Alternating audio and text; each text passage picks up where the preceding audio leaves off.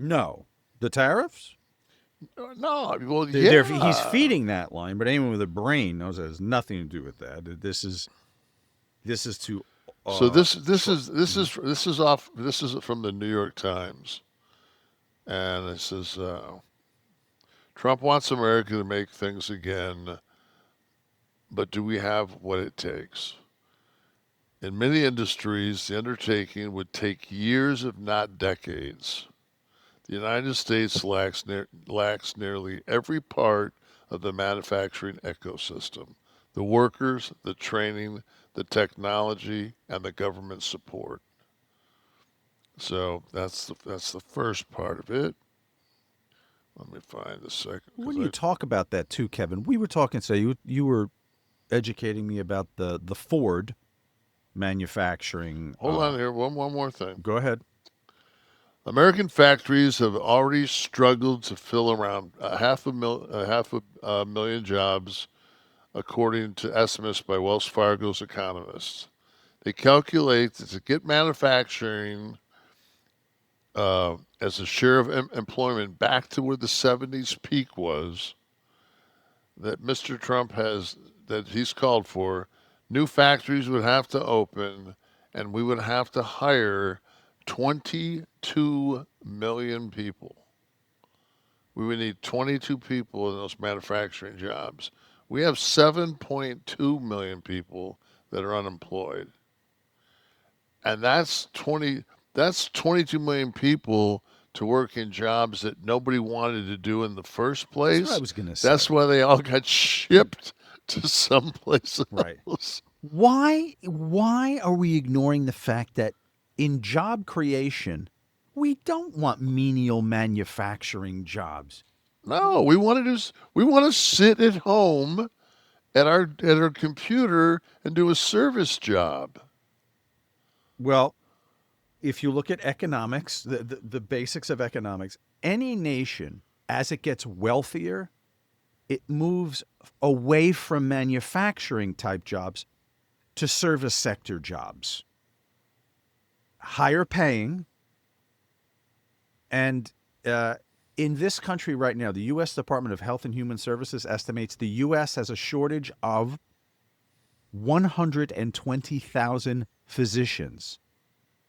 Where's the push for investing in science in classrooms or anything? Well, we'll cut the Department of Education. That's fine. So instead of a push for science in the classrooms or extra after school programs for STEM and STEAM, um, why aren't we pushing these jobs? I'm saying we. I know why I know why the big we doesn't, but the smart we is asking, why aren't we? I Well, want to hear this. one of the things is that how many when you Google, especially being a specialist, and it's like to get your colon checked or to whatever it's going to be, and you look for the top 10 in the area, and they're all Indian, Pakistanis. Like there's no Americans because they come over from other countries, they become doctors, and then they stay over here and they take the jobs. Mhm. And it's like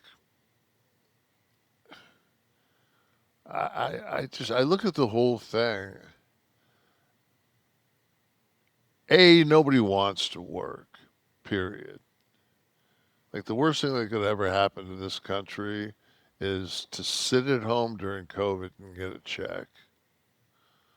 I mean, that was I think that's floated from a lot of people's memories, though. I mean, no every man. That's like people have having had that. AI sex for a year. Some beautiful bot in your house. You don't forget shit like that. You're just waiting for the fucking opportunity or the improved version of it.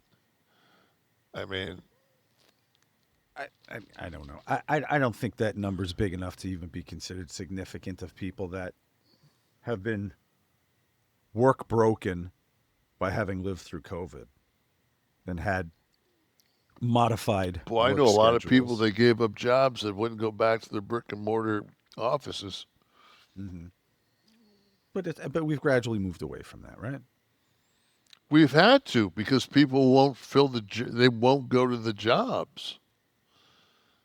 They've already proven they can do it at home. They're taking the transportation to and from out. Mm-hmm. So it's almost like their argument's strong enough. Well, if it worked for 18 months, like why would I go back just because you build a fucking office building or because you're leasing 4 floors in this complex in Mm-hmm. Oklahoma City? Um, In that one building, that yeah, one tall at least building, in the one tall building. the big one, Big Bertha. Um, Specific to big pharma and the pharmaceutical industry. Let's talk about something I don't hear. So I hear the auto plants always talked about the effect on pharmaceutical prices by engaging China in a Oh, tariff war it's not even could kill affecting. people. It's not even affecting. It's affecting the actual availability, not the pricing. It would We affect the count. pricing because they're going to have to We they're count going to on have to them for offset the everything. tariff. But yes, They could just tell us, "Go fuck yourself." We'd be dying. It's not like they don't have us outnumbered as it is. but it's not an oft-cited effect of this. Well, we were talking today, and we were talking about, and I said that the Ford Explorer had to shut down for a week Right. on manufacturing the car or the SUV, and it was a magnet that is made in China that was holding up production. Mm-hmm. Now that they're back producing, you know, the Explorer, but it's like we don't have anything. We don't fucking make anything here. Right.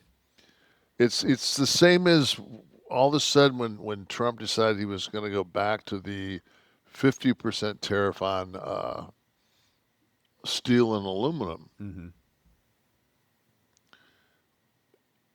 We're China is by far like the largest producer of steel in the world, and I looked up Great Lakes Steel, I looked up McLeod Steel, I looked up at all the steel mills that were around my house when I was a kid. None of those are functioning. Like they're just not they're not viable. Great Lake, I think, were maybe God, 2009 or 19 or something. I think they still had one of the blast furnaces still they could have done something with. But you're talking, we're like, where are we going to make up this 25% of the steel that we import? We can't manufacture it. Now you've got a picture of Trump with a bunch of guys behind him in hard hats who are United Steelworkers, and they're rallying around the flag because they think it's job security. When I was a kid, McLeod Steel and Great Lakes Steel, they were working three shifts. Like that, you got out of high school and you worked the midnight shift. So people don't. It's just like But the economics of having something produced more cheaply in countries that don't have labor laws that ensure that people who work 8, 10, 12 hours a day, maybe multiple shifts, have a living wage. We do that here.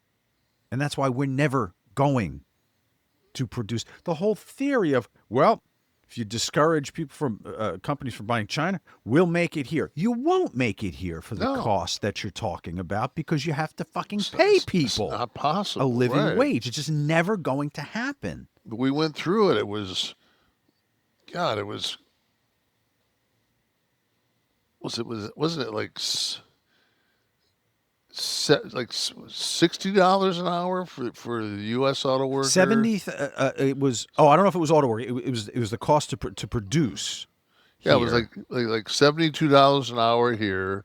Right. And it was like 30 43 was the next closest, which Canada, was and then Canada. It's like $6. 6 in China. Yeah, and it's 6 was in Mexico. Oh, was it Mexico? Okay. Yeah, so I mean, it's just like, so where are you going to build your? And wow, lo and behold, BMW just built $1 billion plant in Mexico.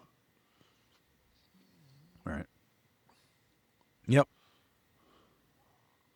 Chris Arctur says this is the realest podcast I check out. Whether it's sports, movies, nobody gets as real as Nash. And Sabbath Worship says, I honestly thought Sean was older than Kevin. Sorry, Sean. It's fine. It's fine. We get that all the time. Oh, so you're the hack, and I'm the young fucking bisexual writer.